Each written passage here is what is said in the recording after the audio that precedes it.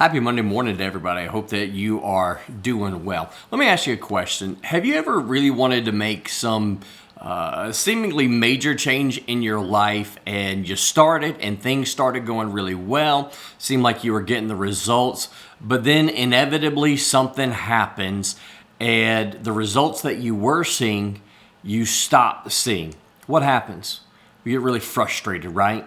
And a lot of times our frustration leads us to actually just kind of give up and just stop believing that whatever change, whatever difference we were trying to have in our life is ultimately pointless.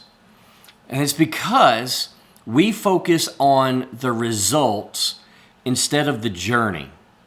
But what is God really interested in when we're talking about our walk with Him?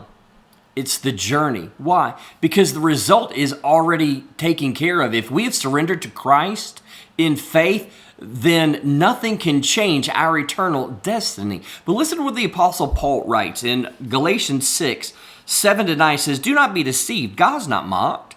For whatever one sows, that will he also reap. For the one who sows to his own flesh will from the flesh reap corruption, but the one who sows to the Spirit will from the Spirit reap eternal life.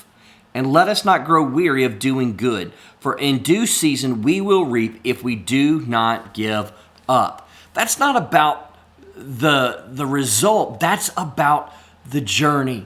It is about growing deeper in our faith. It's about growing closer to God. Listen, I know that sometimes we end up making poor decisions and we end up right back where we were.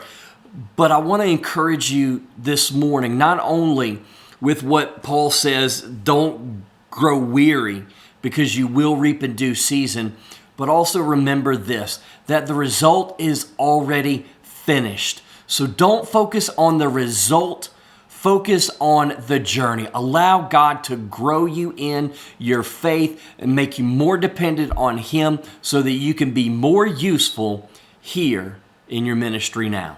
Have a great week.